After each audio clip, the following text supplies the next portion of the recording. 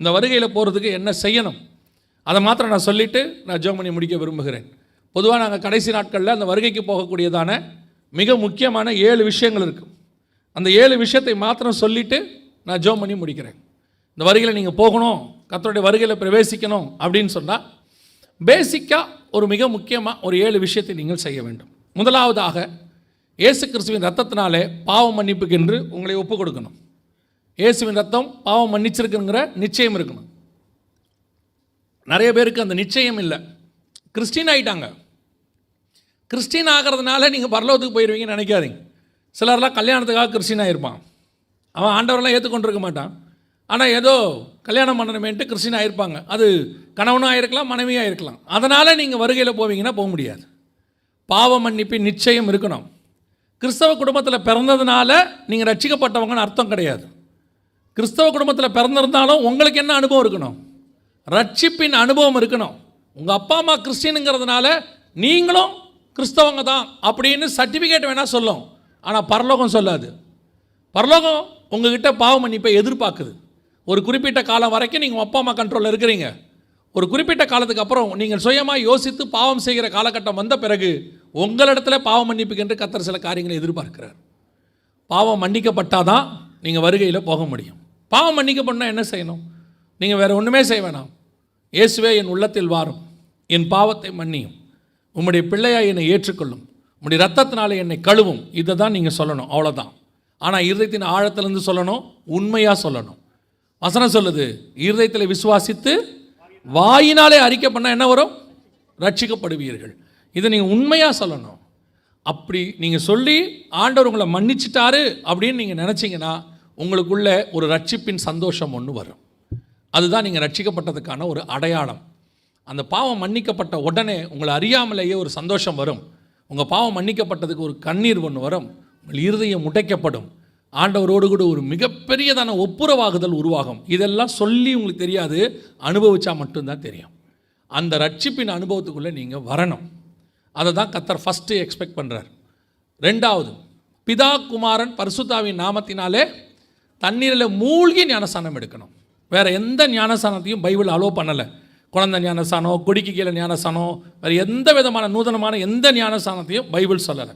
ஏன் அப்படின்னு கேட்டிங்கன்னா, விசுவாசம் உள்ளவனாகி ஞானஸ்தானம் எடுக்கிறோம். குழந்தையில் நீங்கள் விசுவாசம் உள்ளவனாகி எடுக்க முடியாது. நீங்கள் யார் கையில் எங்கே இருந்தீங்கன்னு உங்களுக்கே தெரியாது. ரெண்டாவது, ஞான ஸ்நானம்னா தண்ணியில் மூழ்கிறதுக்கு பேர் தான் என்னது? எனக்கு ரொம்ப ஆச்சரியம் என்னென்னா, இந்த ஜலத்தினாலும் ஆவியினாலும் பெறவாவிடில்னு ஒரு வசனம் இருக்குல்ல, ரோமன் கத்தோலிக்க பைபிளில் தான் அது கரெக்டாக இருக்குது. ஒருவன் தண்ணீரிலும் ஆவியிலும் நுழையாவிடில்னு இருக்கும். தமிழில் கூட எப்படி இருக்குது? நம்ம பைபிளில் பிறவாவிடில். ஆனால் அதில் எப்படி இருக்குது தெரியுமா? நுழையாவிடில். தண்ணிக்கு உள்ள நுழையணும்னு இருக்குது. ஆனால் அந்த ஞானஸ்தானத்தை அக்செப்ட் பண்ணிக்க மாட்டேங்கிறேன். நல்லா கவனிச்சுக்கொள்ளுங்க. தண்ணியில் மூழ்கி ஞானஸ்தானம் எடுக்கணும். அதுதான் கர்த்தர் சொல்கிறது. அதோடைய அர்த்தம் என்னென்னா, நான் பாவத்துக்கு மரித்து நீதிக்கு உயிர்த்தெழுகிறேன்னு அர்த்தம். கிறிஸ்துவோடு கூட அடக்கம் பண்ணப்பட்டு அவரோடு கூட உயிரோடு எழுந்திருக்கிறேன்னு அர்த்தம். அந்த ஞானஸ்தானத்தை நீங்கள் என்ன செய்யணும்? எடுத்திருக்கணும். எடுத்தீங்களா? சிலர் நினைக்கிறாங்க, நாங்கள் குழந்தையில் எடுத்தோமே, ஆனால் ஒரு ஞானஸ்தானம் தானே சொல்லியிருக்குது. நீங்கள் குழந்தையில் எடுத்ததுக்கு பேர் என்ன கிடையாது? ஞானஸ்தானமே கிடையாது. அதை நீங்கள் ஞானஸ்தானம் நினச்சிக்கிட்டு இருக்கிறீங்க. ஞானம் வந்த பிறகு எடுக்கிற ஸ்நானம் தான் ஞான ஸ்நானம். அதை நீங்கள் எடுக்கணும். எடுக்காதவங்க ஒப்பு கொடுங்க. காலம் ரொம்ப சமீபம், ரொம்ப சீக்கிரம் நம்முடைய ஆண்டவர் வரப்போகிறார். தள்ளி போடாதீங்க. ஆண்டவர் உங்களுக்கு ஒரு நல்ல வாய்ப்பை கொடுத்திருக்கிறார். அல்லேலூயா. மூன்றாவது, எபேசியர் 4:30, மீட்கப்படும் நாளுக்கென்று முத்திரையான பரிசுத்த ஆவியை துக்கப்படுத்தாதிருங்கள். பரிசுத்தாவின் அபிஷேகத்தை கண்டிப்பாக பெற்றுக்கொள்ளணும். ஏன்னா அதான் மீட்கப்படும் நாளுக்கென்று முத்திரைன்னு இருக்கும், மார்க். அதுதான் உங்கள் மேலே உள்ள சீல். அது அவர் இருந்தால் தான் நீங்கள் வருகையிலே போக முடியும். அந்த சீல் இருக்கிறவங்க தான். நீங்கள் பார்த்துருப்பீங்க, உங்களுக்கு இந்த ரேஷன் கடையில் வந்து அப்பப்போ டிவி கொடுக்குறேன், மிக்சி கொடுக்குறேன், கிரைண்டர் கொடுக்குறேன், 1000 ரூபா கொடுக்குறேன், 2000 ரூபா கொடுக்குறேன்பாங்க. அதுக்கு முதல்ல என்ன பண்ணுவாங்க தெரியுமா? ஃபஸ்ட்டு போய் ரேஷன் புக்கை கொடுத்தீங்கன்னா அதில் நோட் பண்ணிவிட்டு உங்களுக்கு என்ன கொடுப்பாங்க? ஒரு டோக்கன் கொடுப்பாங்க. அதுக்கப்புறம் நீங்கள் டோக்கன் இல்லாமல் புக்கை கொடுத்தா கூட தரமாட்டாங்க. எதை கொடுத்தா தான் கொடுப்பாங்க? டோக்கன் தான் முக்கியம். அதுக்கப்புறம் புக்கு முக்கியம் இல்லை. அதில் மார்க் பண்ணிட்டாங்க, டோக்கன் கொடுத்தாச்சுன்னு. அதுக்கப்புறம் எது முக்கியம்? டோக்கன் முக்கியம். அதே மாதிரி தான் நீங்கள் ரட்சிக்கப்பட்டவுடன் பரலோகத்துக்கான டோக்கன் தான் பரிசுத்த ஆவியானவர். அவர் இருந்தால்தான் நீங்கள் எடுத்துக்கொள்ளப்பட முடியும். பரிசுத்த அபிஷேகம் பெறாமல் வருகையில் போக முடியாது.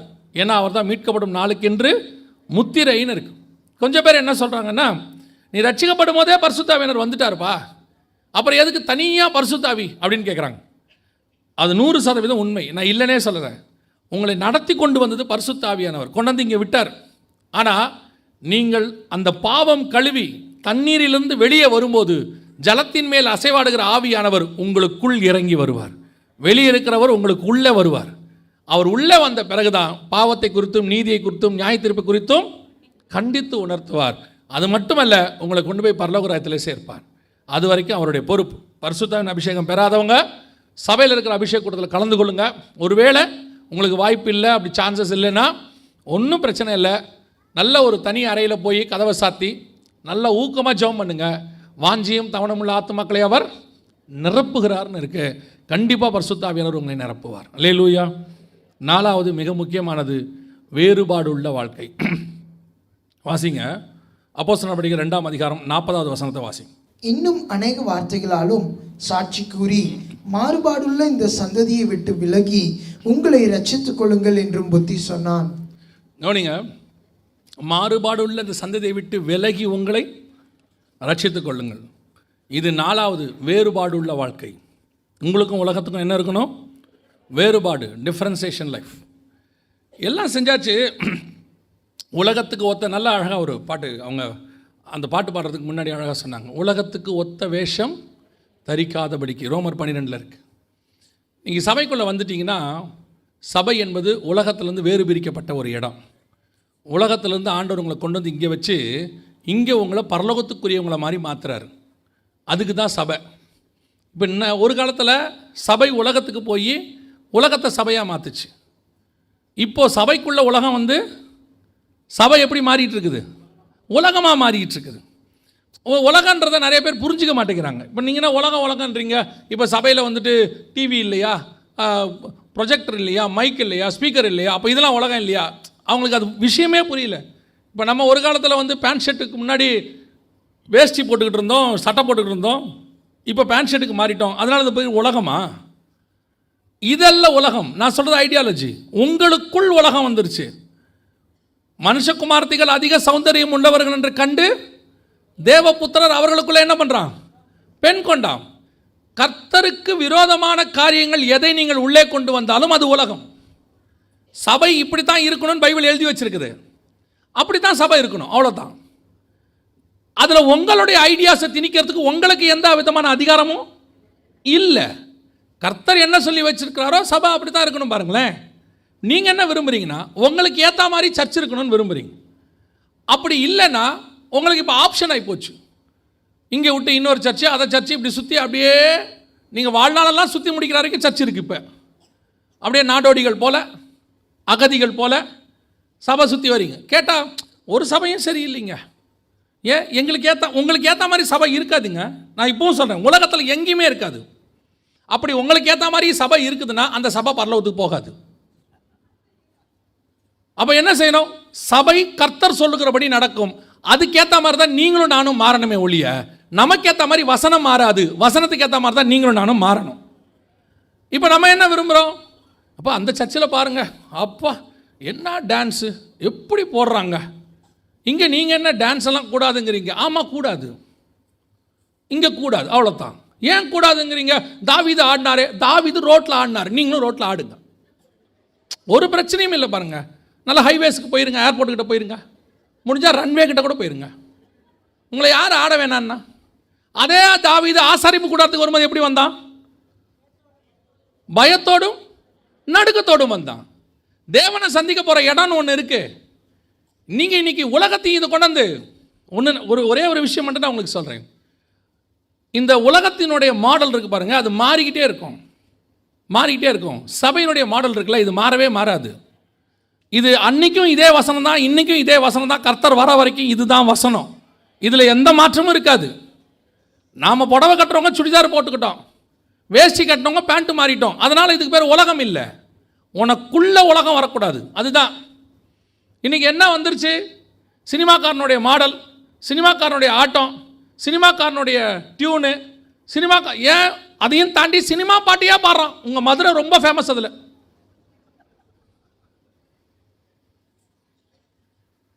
சொன்னால் வேறு நீங்கள் கோச்சிப்பீங்க பொறுத்து. கவனிச்சுக்கொள்ளுங்க, church is not an entertainment place. இது களியாட்டத்துக்கோ அல்லது கேளிக்கைக்கோ உரிய இடம் இல்லை. இது மறுரூபமாகிற இடம். This is not an entertainment place, this is an transforming place. நீங்கள் டிரான்ஸ்ஃபார்ம் பண்ணணும்னு சபைக்குள்ளே வந்துட்டு நீ என்டர்டைன்மெண்ட் பண்ணிக்கிட்டு இருந்தீங்கன்னா வெரி சிம்பிள், கர்த்தர் சபை விட்டு வெளியே போயிடுவார். அவர் இப்போல்லாம் யாரையும் ஒன்றும் பண்ணுறதே இல்லை, எச்சரிப்பு கொடுப்பாரு. துணிகரம் வந்துருச்சு, கர்த்தர் வெளியே போயிடுவார், அவ்வளோதான். சர்ச் தேவ சாயலாய் மாறுவதற்கான ஒரு இடம். அது எப்படிங்க தேவ சாயலாக மாறுவீங்க? நாங்களும் இயேசு மாதிரி தாடி வச்சுட்டு இயேசு அப்படியே இல்லை. முதல்ல இயேசு தாடி மீசை வச்சுருந்தாரே இல்லை. வெளிப்படுத்தின விசேஷம் அவர் வேற மாதிரி இருக்கார். அப்போ இயேசு மாதிரி மாறது என்ன? சுபாவம் மாறணும். ரோமர் 8:29 என்ன சொல்லுது? குமாரனின் சாயலுக்கு ஒப்பாயிருக்கும்படி தேவன் எவர்களை முன்னறிந்தாரோ அவர்களை குமாரனின் சாயலுக்கு ஒப்பாயிருக்கும்படி முன்குறித்திருக்கிறார். எவர்களை முன்குறித்தாரோ அவர்களை அழைத்தும் இருக்கிறார். எவர்களை அழைத்தாரோ அவர்களை மகிமைப்படுத்தியும் இருக்கிறார். அவ்வளோதானே. குமாரனின் சாயலுக்கு ஒப்பா தான் நீங்கள் மாறணும். குமாரனின் சாயலுக்கு ஒப்பா மாறுதுன்னா என்ன? உனக்குள்ள இயேசு வர வர வர கிறிஸ்துவின் சுபாவம் உனக்குள்ளிருந்து வெளிப்படும். 3.5 வருஷம் இயேசு கிறிஸ்துவோட பேதுரு இருக்கிறார். இயேசுவை பிடிச்சிட்டு போகிறாங்க. அந்த நெருப்பு பக்கத்தில் போய் உட்காந்து குளிர்காயிற இடத்துல உட்கார்றாரு. அங்கே வர வேலைக்காரமாக கேட்குறாங்க, நீயும் அந்த கலிலேயன் கூட இருந்தவன் தானே? உன் பேச்சு காட்டுகிறது. இயேசு கூட இருந்தால் உன் பேச்சு எப்படி மாறிடும்? இயேசு மாதிரி மாறிடும். இயேசு கூட இருந்தால் உன் சிந்தனை எப்படி மாறிடும்? இயேசு மாதிரி மாறிடும். இயேசு கூட இருந்தால் உன்னுடைய நடக்கை எப்படி மாறிடும்? இயேசு மாதிரி. அதுக்கு மாறுறதுக்கு தான் நீங்கள் சர்ச்சுக்கு வந்திருக்கிறீங்க, அவ்வளோதான். நீங்கள் சினிமா நடிகர் மாதிரி மாறுறதுக்கு இங்கே வரல. நான் அங்கே அப்படி தான் இருந்தோம். அதை கொண்டு வந்து என்னை இயேசு மாதிரி மாறுறதுக்கு ஆண்டவர் என்ன ஒரு இடத்துல உட்கார வச்சாரு. அதுதான் சபை. இங்கேயும் நீ அதே களியாட்டத்தை எதிர்பார்க்கக்கூடாது, அதே கேலிக்கை எதிர்பார்க்கக்கூடாது, அதே என்டர்டெயின்மெண்ட் எதிர்பார்க்கக்கூடாது. உங்களை சந்தோஷப்படுத்தி அனுப்புகிற இடம் சர்ச்சு கிடையவே கிடையாது. உன்னை பரம சந்தோஷத்துக்குள் நுழைக்கிற இடம் தான் திருச்சபை. நீ உலக சந்தோஷத்தை எதிர்பார்த்து இங்கே வரவே வராதீங்க. நீங்கள் உண்மையாக இருந்தால் உலக சந்தோஷம் வெளியே தானாக வருங்க. நம்மளை சந்தோஷமாக வைக்காமல் இயேசுநாதர் வேறு யாரை சந்தோஷமாக வைக்க போகிறார்? ஏற்றுக்கொண்டவர் எத்தனை பேரோ அத்தனை பேரும் அவருடைய பிள்ளைகளாக்கும்படிக்கு அதிகாரம் கொடுத்தார். நம்மளை ஆண்டவர் சந்தோஷமாக தான் வச்சிருக்கிறாரு, இன்னும் சந்தோஷமாக தான் வைப்பார். நம்மளா போய் எங்கேயாவது உட்காந்துக்கிட்டு குத்துதே குடையுதேன்னு சொல்கிறோமே ஒழிய மற்றபடி கர்த்தர் நம்மளை சந்தோஷமாக தான் வச்சிருக்கிறார். அல்லேலூயா. வேறுபாடுள்ள வாழ்க்கை ரொம்ப முக்கியம். உலகத்துக்கு ஒத்த வேஷம் தரிக்காதீங்க. அவனை சினிமாக்காரனை மாதிரி முடிவெடுக்கணும், சினிமாக்காரனை மாதிரி ஒரு அரசியல்வாதி மாதிரி பண்ணணும், அவரை மாதிரி ஆகணும், இவரை மாதிரி ஆகணும். சிலர் சொல்கிறான், நான் அந்த வர்ஷிப் லீடர் மாதிரி ஆகணும். ஆகாத. எந்த வர்ஷிப் லீடர் மாதிரி ஆகாத. சிலர் சொல்லுவான், நான் பென்னிஹின் மாதிரி மாறணும், நான் ரெய்னார்ட் பாங்கே மாதிரி மாறணும். யார் மாதிரியுமே வேண்டாம், இயேசுநாதர் மாதிரி மாறுங்க. அதுக்கு தான் இங்கே வந்திருக்கிறீங்க. யாரும் ஒரே ஒரு ரோல் மாடல் ஜீசஸ் கிரைஸ்ட் மட்டும்தான், வேற ரோல் மாடலே கிடையாது. ஏன்னா மிச்ச எல்லா ரோல் மாடல்லையும் வீக்னஸ் இருக்குது. மிச்ச எல்லா ரோல் மாடலும் கீழே விழுவதற்கு வாய்ப்பு இருக்கிறது. விழாத ஒரே ஒரு மாடல் ஆண்டவராக இயேசு கிறிஸ்து ஒருவர் மட்டுமே. அதை வாஞ்சிங்க, அப்படி மாறிடுங்க. அல்லேலூயா. அதான் வேறுபாடு உள்ள வாழ்க்கை, ரொம்ப முக்கியம். 10 வருஷத்துக்கு முன்னாடி இந்த சர்ச்சுக்கு வந்த பிறகு இன்னைக்கு உன்னை பார்க்குறவன் சொல்லணும், அவன் ரொம்ப மாறி இருக்கிறான், அவன் பேச்சு மாறிடுச்சு, அவன் சாந்தமாயிட்டான், அவன் ரொம்ப அமைதியாக இருக்கிறான். உண்மையிலே இயேசு அவன் கூட இருக்கிறார். அதுதான் சாட்சி. அல்லேலூயா. என்னையா அவன் சினிமாக்காரன் மாதிரி ஆடிக்கிட்டே இருக்கிறான், இது எப்படி சாட்சி ஆகும்? இது எப்படி தேவன் உன் கூட இருக்கிறாருன்னு ஆகும்? உன்னை பார்த்தா இயேசுவை பார்க்கணும். என்னைக்கு அந்த சேஞ்சஸ் உங்ககிட்ட டிரான்ஸ்ஃபர்மேஷன் வருதோ, அந்த டிரான்ஸ்ஃபார்ம் நீ ஆகிறியோ, அதுதான் வேறுபட வாழ்க்கையோட சக்ஸஸ். 5வது, சுவிசேஷம் அறிவித்தல் உங்கள் மேல் விழுந்த கடமை. You must preach gospel. காலைல இதை பற்றி ரொம்ப தெளிவாக சொன்னோம். கண்டிப்பாக சுவிசேஷம் என்ன செய்யணும்? ஒவ்வொரு விசுவாசியும் சொல்லணும், ஒவ்வொருத்தரும் சொல்லணும். சுவிசேஷம் உங்கள் மேல் விழுந்த கடமை. சொல்லாவிட்டால் உங்களுக்கு ஐயோ. காலையிலையும் சொன்னோம், இப்பவும் சொல்கிறேன், நீங்கள் பரலோகத்துக்கு கொண்டு போக போகிறது நீங்கள் சம்பாதிக்கிற ஆத்மா மட்டும்தான், வேறு எதுவுமே கிடையாது. எவ்வளோக்கு எவ்வளோ சுவிசேஷம் சொல்லணுமோ அவ்வளோக்கு எவ்வளோ சொல்லுங்கள். காலையில் எழுந்திரிச்ச உடனே செல்ஃபோனில் எல்லாத்தையும் உட்காந்து யார் யாரெல்லாம் அனுப்புகிறாங்களோ அதை ஃபார்வேர்ட்லாம் பண்ணாதீங்க. நீங்கள் ஒரு ஆளை முன்குறித்து அவங்களுக்கு ஒரு சுவிசேஷம் சொல்லுங்கள், அவங்களுக்காக ஜெபம் பண்ணுங்கள். ஒரு நாள் அந்த ஆத்மா ரட்சிக்கப்படும். அது உங்கள் கணக்கிலே கொண்டு வந்து கர்த்தர் வச்சுக்கொள்வார். அல்லேலூயா. 6வது, இயேசு வருவார் என்பதை ஒவ்வொரு நாளும் விசுவாசிக்கணும். டெய்லி விசுவாசிக்கணும். இந்த கூட்டங்கள் நடக்கிற நாளில் மட்டும் இல்லை, கூட்டங்கள் நடந்து முடிஞ்சு ஒரு வாரத்துக்கு மட்டும் இல்லை, ஒவ்வொரு நாளும் ஆண்டவரே நீ எப்போ வந்தாலும் நைட்டு படுக்க போகும்போது நீங்கள் பண்ணுற ஜெபம் என்னவாக இருக்கணும் தெரியுமா? ஆண்டவரே நீர் வரும்போது இந்த ராத்திரி வேலையை இருக்குமானால் நான் உம்மோடு கொண்டு வர வேண்டும். காலையில் எழுந்திரிக்கும் போது ஜெபம் பண்ணும்போது ஆண்டவர் சொல்லலாம், ஆண்டவரே ஒருவேளை இந்த பகல் வேளையில் நீர் வருவீரானால் நான் எடுத்துக்கொள்ளப்பட வேண்டும். அது பிளட்டில் ஊறிடணும். ஏன் தெரியுமா? வருகை தான் நமக்கு டெஸ்டினேஷன். அதுக்கப்புறம் சபையே இருக்காது. இருக்க சபைகள் இருக்கும், நாங்கள் இருக்க மாட்டோம், அவ்வளோதான். அதுக்கப்புறம் நல்ல சபை இருக்காது. கர்த்தரால் மீட்கப்பட்ட சபை அதுக்கப்புறம் பூமியில் இருக்காது. அதோடு முடிஞ்சிடும், கம்யூனியன் எல்லாமே முடிஞ்சிடும். இயேசு வருவார் என்பதை ஒவ்வொரு நாளும் விசுவாசிக்கணும். கடைசியாக 7வது, முடிவு பரியந்தம் நிலைநிற்கிறவனே ரட்சிக்கப்படுவான். இந்த 6லும் கடைசி வரைக்கும் நிற்கணும். அடைந்த ரட்சிப்பு, பெற்ற ஞானசானம், அபிஷேகம், வாழ்கிற வேறுபாடுள்ள வாழ்க்கை, சொல்கிற சுவிசேஷம், விசுவாசிக்கிற வருகை, இந்த 6லும் நீ முடிவு பரியந்தம் நிற்கும்போது கர்த்தருடைய வருகையிலே பிரவேசிப்பது எளிது. அல்லேலூயா. ஆண்டவர் வெகு சீக்கிரம் வரப்போகிறார். இனி காலம் செல்லாது. நாம் ஜெபிக்க போகிறோம். தேவ சமூகத்தில் எழுந்திரிப்போமா? சரியாக இன்னொரு 5 நிமிஷத்தில் நான் ஊழியக்காரன் கையில் கொடுக்குறேன். அவங்க தொடர்ந்து நடத்துவாங்க. இந்த ஜெபத்தை மட்டும் முடிச்சுட்டு அவங்க சொல்கிறத நீங்கள் கேட்டுட்டு போங்க. ஏன்னா இதான் இருக்கிறதுலே ரொம்ப முக்கியமான ஒரு நேரம். எல்லாம் எழுந்திரிப்போமா? எல்லாம் கண்களை மூடுவோம் தேவ சமூகத்தில். 1 கொரிந்தியர் 11 சொல்லுகிறது, நம்மை நாமே நிதானித்து அறிந்தோமானால் நாம் நியாயம் தீர்க்கப்படும். இது உங்களை ஆராய்ந்து பார்க்குற ஒரு 5 நிமிஷம். இதுதான் இந்த கூட்டத்தினுடைய மிக முக்கியமான 5 நிமிஷம். இதுதான் நீங்கள் யாருன்னு நீங்களே சுய பரிசோதனை பண்ண போகிறீங்க. இங்கிருந்து நாங்கள் எந்த தீர்க்க தரிசனமும் உங்களுக்கு இப்போ சொல்ல போகிறதே கிடையாது. இது வரைக்கும் சொன்னது எல்லாமே வேதத்தில் உள்ள தீர்க்க தரிசனம் தான். இப்போது நீங்கள் யார், உங்கள் இதயத்தில் என்ன இருக்குது, இங்கே யார் பாவி, யார் பரிசுத்தமாக, யார் நீதிமான், எதுவும் சொல்ல போகிறது கிடையாது. உங்களுக்குள்ளே இருக்கிற மனசாட்சிக்கும் உங்களுக்குள்ளே இருக்கிற ஆவியானவருக்கும் அது நல்லாவே தெரியும். நீங்கள் யார் என்பது உங்களுக்கே தெரியும். எது உங்களை வருகையில் போக தடுக்குதுன்னு பாருங்கள். உங்களுடைய சுயமா, மாம்சமா, உலகத்தில் உள்ளவைகளா, உங்களை சுற்றி இருக்கிறதா, கண்களின் இச்சையா, ஜீவனத்தின் பெருமையா, மாம்சத்தின் இச்சையா, எது தடையாக இருக்குதுன்னு பாருங்கள். இன்றைக்கி அதை தேவ சமூகத்தில் ஒப்புக் கொடுங்க. ஆண்டவரே நான் உம்மோடு கூட வருவதற்கு இது தடையாக இருக்கிறது. நீங்கள் யாருக்கிட்டையும் அதை சொல்ல வேண்டிய அவசியமே கிடையாது. இது உங்களுக்கும் தேவனுக்கும் உள்ள பர்சனல் இஷ்யூ. நீங்கள் ஆண்டவர்கிட்ட சொல்லுங்கள், ஆண்டவரே இது எனக்கு தடையாக இருக்கு, நீ அறிந்திருக்கிறீர், என்னால் அதை மேற்கொள்ள முடியல ஆண்டவரே, என் பலத்தினால முடியலப்பா, ஆனால் உங்கள் பலத்தினால எனக்கு முடியும். அது எதுவாக இருந்தாலும் சொல்லுங்கள். பணத்தாசையோ, பொருளாசையோ, மண்ணாசையோ, பெண்ணாசையோ, எதுவாக இருந்தாலும் உங்களால் விட முடியாததுன்னு எதை நம்புறீங்களோ அதை ஆண்டவர்கிட்ட சொல்லிடுங்க. ஆண்டவரே இது எனக்கு முடியல. அது சிலருக்கு டேலண்ட்ஸாக கூட இருக்கும், மியூசிக்காக இருக்கும், சிலருக்கு பாடுறதா இருக்கும், ஒரு சிலருக்கு வேறு சில காரியங்கள் வேலையாக இருக்கும், எதுவானா இருக்கும். உங்களை தேட விடாதபடிக்கு, உங்களை நினைக்கக்கூடாதபடிக்கு இது எனக்கு தடையாக இருக்குது ஆண்டவரே, இது என்னை ஆக்குப்பை பண்ணுது ஆண்டவரே, உங்கள் கூட சஞ்சரிக்கக்கூடாதபடிக்கு இது உங்களுக்கும் எனக்கும் நடுவில் இருக்குது ஆண்டவரே, இதை மேற்கொள்ள எனக்கு ஒரு கிருபை தாங்கப்பான்னு ஒப்பு கொடுங்க. ஏன்னா நீங்கள் தேவனோட போகிறதுக்கு எதுவும் தடையாக இருக்கக்கூடாது. தேவன் எப்போ வந்தாலும் அந்த நிமிஷத்தை, அந்த ஒரு நிமிஷத்தை நம்ம தவற விட்டுறவே கூடாது.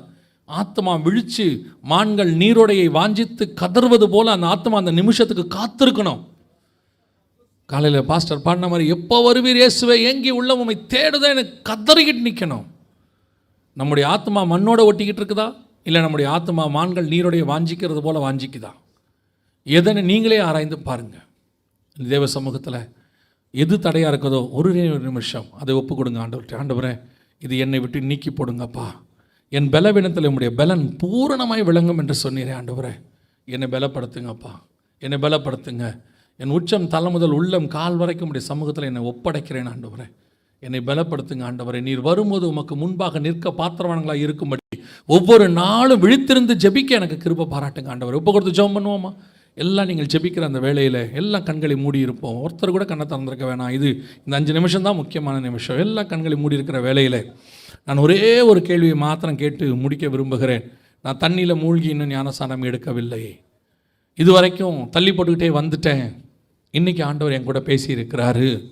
நேற்று கரங்களை உயர்த்தினவர்கள் இன்றைக்கி உயர்த்த வேண்டாம். நேற்று வந்து ஞானசானத்துக்கு ஒப்பு கொடுத்து பெயர் கொடுத்தவர்கள் நீங்கள் கரங்களை உயர்த்த வேண்டாம். இன்றைக்கி வந்தவர்களில் நான் தண்ணியில் மூழ்கி ஞானசானம் எடுக்கலை, இத்தனை நாள் தள்ளி போட்டுட்டேன், அல்லது தெரியாமல் இருந்துட்டேன், அல்லது குழந்தையில எடுத்ததை ஞானசானமாக நினச்சிட்டேன், இன்றைக்கி ஆண்டவர் என் கூட தெளிவாக பேசி இருக்கிறாரு. நான் என்னை தண்ணியில் மூழ்கி ஞானஸ்தானத்துக்கு ஒப்பு கொடுக்குறேன்னு சொல்கிறவங்க இருந்தால் மற்றவங்க எல்லாம் கண்களை மூடியிருப்போம். நீங்கள் மாத்திரம் உங்கள் வலது கரத்தை உயர்த்துங்கள் பார்ப்போம். உங்களுக்காக நான் ஜெபிக்க விரும்புகிறேன். ஞானஸ்தானத்துக்கு ஒப்பு கொடுக்குறவர்கள் மாத்திரம். வேறு யார் இருக்கிறீங்க? இது உங்களுக்கும் தேவனுக்கும் உள்ளது மட்டும்தான். 3-4 பேர்கிட்ட இருக்கிறாங்க. மேலே யாராவது இருக்கிறீங்களா? நான் உங்களுக்காக ஜெபிக்க போகிறோம். கடைசியாக தயவு செய்து கரங்களை உயர்த்தினவர்கள் கொஞ்சம் அப்படியே முன்னாடி வாங்க பார்ப்போம். உங்களுக்காக ஜெபம் பண்ண போகிறோம். உங்களுடைய இதை கொஞ்சம் நாங்கள் இது பண்ண போகிறோம். தயவு செய்து மற்றவங்கெல்லாம் இவங்களுக்காக ஜெபம் பண்ணுங்கள். நீங்கள் வேடிக்கை பார்க்க வேண்டாம். கண்களை மூடி இவங்களுக்காக ஜெபம் பண்ணுங்கள். நீங்கள் வாங்க, முன்னாடி வாங்க. இது உங்களுக்கும் தேவனுக்கும் உள்ளது. வாலண்டியர்ஸ் இருக்கிறீங்களா? Any volunteers? ரைட், வாங்க கொஞ்சம் முன்னாடி வந்துடுங்க பார்ப்போம். இந்த பக்கம் முன்னாடி வாங்க. வேறு யார் இருக்கிறீங்க? வாங்க. இது உங்களுக்கும் ஆண்டவருக்கும் உள்ளதான ஒரு உடன்படிக்கை. இது எல்லா நீதிக்குமான கீழ்ப்படிதல். வேறு யார் இருக்கிறீங்க? ஃப்ரண்ட்டில் வாங்க. ஆண்டவர்கிட்ட ஒப்பு கொடுக்குற ஒரு நேரம். எல்லாம் மற்றவங்க எல்லாம் இவங்களுக்காக ஜெபம் பண்ணுங்க. கண்களை மூடி. இவர்கள் இன்றைக்கி இவர்கள் நிமித்தம் பரலோகத்தில் ஒரு மிகுந்த சந்தோஷம் உண்டாயிருக்கிறது. இவர்கள் நிமித்தம் நேற்று 30 பேர் தேவ சமூகத்தில் தங்களை ஒப்படைத்தார்கள். இன்றைக்கும் வந்திருக்கிறாங்க. ஒரு 10-15 பேருக்கு மேலே நின்று கொண்டிருக்கிறார்கள். இவர்களுக்காக நம்ம ஜெபிக்க போகிறோம். தேவ சமூகத்தில் ஆண்டவர்கிட்ட ஒப்படைச்சிருக்கிறாங்க, நம்மக்கிட்ட ஒப்படைக்கல. இது ஆண்டவருக்கும் அவர்களுக்கும் உள்ளதான ஒரு உடன்படிக்கை. நீங்கள் இதுக்கு முன்னாடி வந்தவங்களும் கண்களை மூடி ஜெபம் பண்ணுங்க. நீங்கள் இன்னைக்கு உங்களுக்கும் தேவனுக்குமான ஒரு உடன்படிக்கை ஏற்பட்டிருக்கிறது. நீங்கள் மரித்து தேவனை தரிக்க போகிறீர்கள். தேவ சாயலாய் மாறப் போகிறீர்கள். கர்த்தர் அப்படி ஒரு வாய்ப்பு கொடுத்து உங்களை கூட்டிகிட்டு வந்திருக்கிறார். எல்லாம் இவங்களுக்காக ஜெபம் பண்ணுவோமா? எல்லாம் ஒருவேளை நீங்கள் எல்லாம் கண்களை மூடி இருக்கிறவங்க எல்லாம் பின்னாடி இருக்கிறவங்க கரங்களை இவங்களுக்கு நேராக உயர்த்தி, இவர்கள் நிமித்தம் இன்னைக்கு பரலோகத்தில் மிகுந்த சந்தோஷம். இவர்கள் இன்னைக்கு எல்லா நீதிக்கும் தங்களை ஒப்பு கொடுத்திருக்கிறார்கள். Thank you Jesus. நன்றி ஆண்டவரே. இதோடு கூட நான் இன்னும் ஒரு கேள்வியை கேட்டு ஜெபித்து முடிக்க விரும்புகிறேன். இந்த வருகையில் போகிறதுக்கு கர்த்தர் என்னை உணர்த்தி இருக்கிறாரு. ஒரு நிர்விசானம் இருந்தது, போவோமாங்கிற ஒரு சந்தேகம் இருந்தது. இன்றைக்கி எல்லாவற்றையும் ஒப்பு கொடுக்குறோம். நாங்கள் கர்த்தரோடு கூட போகணும். நான் மாத்திரமல்ல, குடும்பமாக எடுத்துக்கொள்ளப்பட வேண்டும். கைவிட்டப்பட்ட கூட்டத்தில் எங்கள் வீட்டிலேருந்து யாரும் இருக்கவே கூடாது. என்னை நம்பி கொடுத்த குடும்பத்தில் யாருமே இருக்கக்கூடாது. ஒருவேளை ஊழியக்காரங்க மற்ற சபையிலேருந்து இங்கிருந்து இருந்தால் கூட நீங்கள் ஜெபம் பண்ணுங்க. என்னை நம்பி கொடுத்த சபையிலேருந்து ஒருத்தர் கூட கைவிடப்பட்ட கூட்டத்தில் இருக்கக்கூடாது. என்னை நம்பி கொடுத்த ஆத்துமாக்களை பத்திரமாய் கொண்டு வந்து நான் பரலோகத்தில் ஆண்டவர் கையில் ஒப்படைக்கணும். அப்படி ஒப்படைக்கும் போது கர்த்தர் என்னை பார்த்து சொல்லணும், உண்மையும் உத்தமம் உள்ளவனே, உங்ககிட்ட கொடுத்ததை பத்திரமா கொண்டு வந்து சேர்த்துட்டேன்னு ஆண்டவர் சொல்லணும். அப்படியே தேவ சமூகத்தில் ஒப்பு கொடுத்து ஜெபம் பண்ணுவோமா? அப்படி ஜெபிக்க விரும்புகிறவங்களாம் கரங்களை ஆண்டவருக்கு நேராக உயர்த்தி, ஆண்டவரே நீர் வரும்போது அப்பா நாங்கள் அத்தனை பேரும் அந்த மறுரூபமாகிற கூட்டத்தில் காணப்பட வேண்டுமே, மத்திய ஆகாயத்தில் காணப்பட வேண்டுமே. கைவிடப்பட்ட கூட்டத்தில் நாங்கள் இருக்கக்கூடாது ஆண்டவரே. எங்கள் வீட்டில் யாரும் இருக்கக்கூடாது ஆண்டவரே. ஆண்டவரே எங்களுக்கு தெரிஞ்சவங்க யாரும் இருக்கக்கூடாது ஆண்டவரே. எங்கள் சபையிலிருந்து யாருமே இருக்கக்கூடாது ஆண்டவரே. என்னை நம்பி கொடுத்ததான ஊழியத்தில் நான் சந்தித்த ஆத்துமாக்களில் ஒருத்தர் கூட என்னை தாண்டி நரகத்துக்கு போயிடவே கூடாது ஆண்டவரே. ஒப்பு கொடுத்து ஜெபம் பண்ணுவோமா? எங்கள் சர்வ வல்லமை உள்ள தகப்பனே, கரங்களை உயர்த்தி ஜெபித்துக் கொண்டிருக்கிற ஒவ்வொருத்தருக்காக ஜெபிக்கிறோம். இந்த 4 நாட்களும் மகிமை எங்கள் மத்தியிலே தங்கி இருந்ததுக்காக ஸ்தோத்திரம். ஆவியானவர் இடைப்பட்ட தயவுக்காக உமக்கு நன்றி. இப்பொழுதும் தேவ ஆவியானவர் கடைசி நாளிலே நீ கிரியை செய்த மகத்துவத்துக்காக உமக்கு நன்றி ஆண்டவரே. எங்கள் மத்தியிலே அசைவாடின தயவுக்காக உமக்கு ஸ்தோத்திரம். விசேஷமாக இன்னைக்கு ஞானஸ்தானத்துக்கு ஒப்பு கொடுத்து வந்து நிற்கிற ஆத்துமாக்களுக்காக உமக்கு நன்றி தகப்பனே. மகா பெரிய காரியத்துக்கு தங்களை ஒப்பு கொடுத்திருக்கிறாங்கப்பா. இது முதல் கொண்டு இவர்கள் பரலோகத்தின் பிரஜையாய் மாறி இருப்பதற்காக ஸ்தோத்திரம். பழைய மனுஷனை கலைந்து போட அவர்கள் தைரியமாய் ஒப்பு கொடுத்திருக்கிறார் ஆண்டவரே. புது சிருஷ்டியாய் அவர்கள் மாறின தயவுக்காக உமக்கு நன்றி ஆண்டவரே. ஆண்டவரே, இந்த தீர்மானத்தில் முடிவு பிறந்தும் நிலையாய் நிற்க கர்த்தர் கிருபை தருவீராக. இவர்களுக்கு விரோதமாய் உருவாக்கப்படுகிற எல்லா ஆயுதங்களும் இயேசுவின் நாமத்திலே வாய்க்காதே போகட்டும் என்று கட்டளை கொடுக்கிறோம். முடிவு பரியந்தம் உமக்கென்று சீஷர்களாக சாட்சியாக நிற்கட்டும் ஆண்டவரே. ஆண்டவரே, இந்த திருச்சபைக்காக ஸ்தோத்திரம். விசேஷமாய் ஆண்டவரே ஊழியக்காரருக்காக நன்றி. எங்களுக்கு முன்பாக ஒரு நல்ல தகப்பனை போல ஆண்டவரே நடந்து அநேக பிள்ளைகளுக்கு ஒரு மாதிரியாக, அநேக ஊழியக்காரர்களுக்கு ஒரு சாட்சியாக, வளருகிற எத்தனையோ ஊழியர்களுக்கு ஒரு நடை மேகம் போல திரளான சாட்சியாக நீர் வைத்த உம்முடைய ஊழியக்காரருக்காக நன்றி. அவர் கொடுத்திருக்கிற சுகபலனுக்காக ஸ்தோத்திரம் ஆண்டவரே. அவர் மூலமா எங்களுக்கு நீர் சொல்லிக் கொடுத்து கொண்டிருக்கிற சாட்சிகளுக்காக உமக்கு ஸ்தோத்திரம். அவரையே நீர் ஒரு நிருபமாய் நிறுத்தி வைத்திருக்கிற தயவுக்காக உமக்கு நன்றி ஆண்டவரே. அம்மாவுக்காக உமக்கு ஸ்தோத்திரம். இந்த ஊழியத்தின் பாதையில உறுதுணையாய் இருந்து இந்த ஊழியத்தை கட்டி எழுப்ப இந்த 2 பேருக்கு நீர் கொடுத்த பலனுக்காக ஸ்தோத்திரம். இங்க இருக்கிற அத்தனை பேருக்கும் ஒரு தாயாக, ஒரு தகப்பனாக நின்று நடத்தி கொண்டிருக்கிற தயவுக்காக ஸ்தோத்திரம். தேவ ஆவியானவர் இன்னும் விசேஷித்த பலத்தினாலே அவர்கள் முதிர் வயதிலும் கனித்தந்து புஷ்டியாய் இருப்பார்கள் என்ற வேத வசனத்தின்படி எங்கள் ஊழியக்காரர் இன்னும் பலப்பட்டு பவுல் மேடான வழிகளில் போய் சபைகளை பலப்படுத்தினான் என்று சொல்லப்பட்டபடி உம்முடைய ஊழியக்காரர் இன்னும் புறப்பட்டு போய் மேடான பகுதிகளிலே சபைகளை பலப்படுத்த தேவ ஆவியானவர் விசேஷித்த அபிஷேகத்தினால் நிரப்பும்படி நாங்கள் ஜெபிக்கிறோம்ப்பா. உம்முடைய மகிமை கூட இருக்கும்படி நாங்கள் ஜெபிக்கிறோம். அவருடைய பிள்ளைகளுக்காக ஸ்தோத்திரம், பேர பிள்ளைகளுக்காக உமக்கு நன்றி. அவர் மேல் இருக்கிற அபிஷேகம் அவர்களுக்குள்ளும் கடந்து வரும்படி நாங்கள் ஜெபிக்கிறோம். ஏசாயாவில் வாசிக்கிறோமே, உன் மேல் உள்ள என் ஆவியும் உன் வாயில் உள்ள என் வார்த்தைகளும் உன் சந்ததியின் மேலும் சந்ததியின் சந்ததியின் மேலும் இருக்கும் என்று சொல்லப்பட்டபடி என் ஊழியக்காரருக்கு கொடுத்த இந்த விசேஷித்த கிருபை, இரக்கம், தயவு, அபிஷேகம் அத்தனையும் அவர் சந்ததியின் மேலும் சந்ததிகளின் சந்ததியின் மேலும் இருக்கட்டும். ஆண்டவரே, மகிமையுள்ள கரத்தில் தாழ்த்து ஒப்பி கொடுக்கிறோம். இந்த முழு திருச்சபையை உடைய கரத்தில் கொண்டு ஒப்படைக்க கிருபை பாராட்டும். எங்களோடு இருக்கிற ஆண்டவரே ஸ்ரீலங்காவில் அந்த ஊழியக்காரருக்காக ஸ்தோத்திரம், அவர் கொடுத்திருக்கிற பாரத்துக்காக நன்றி, அவரை நம்பி கொடுத்த ஊழியங்களுக்காக ஸ்தோத்திரம். மீண்டும் கடந்து போகும்போது ஆண்டவரே, பறந்து காக்கிற பட்சியை போல எங்கள் தேவ ஆவியானவர் அவரையும் அவர் ஊழியத்தையும் ஆசீர்வதிப்பீராக. தேசம் முழுவதும் பஞ்சத்தில் இருந்தாலும் எலியா இருந்த சாரிபாத் விதவையின் வீட்டில் மாத்திரம் பஞ்சமில்லை என்று பார்க்கிறபடி எங்கள் ஊழியக்காரர் இருக்கிற தேவனுடைய வீட்டிலே எந்த பஞ்சமும் இல்லாதபடி கர்த்தர் வேலி அடைத்து பாதுகாத்துக் கொள்வீராக. அவருடைய ஆலயத்திலே அப்பமும் எண்ணெயும் குறைவுபடாதபடி கர்த்தர் வேலி அடைப்பீராக. கர்த்தர் மகத்துவமாய் அவர் மத்தியில் கிரியை செய்வீராக. இங்க இருக்கிற ஒவ்வொருத்தருக்காக உமக்கு ஸ்தோத்திரம். ஊழியர்களுக்காக, உடன் ஊழியர்களுக்காக, ஒத்துழைக்கிறவர்களுக்காக, கொடுக்கிறவர்களுக்காக, ஜெபிக்கிறவர்களுக்காக ஒவ்வொருத்தரையும் கர்த்தர் ஆசீர்வதிப்பீராக. இதற்கான பிரதிபலனை இம்மையிலும் மறுமையிலும் கட்டளையிட போற தயவுக்காக உமக்கு நன்றி. எங்கள் ஆண்டவர் இயேசுவின் நாமத்தினாலே ஒப்பு கொடுத்து ஜெபிக்கிறோம் எங்கள் ஜீவனுள்ள நல்ல பிதாவே.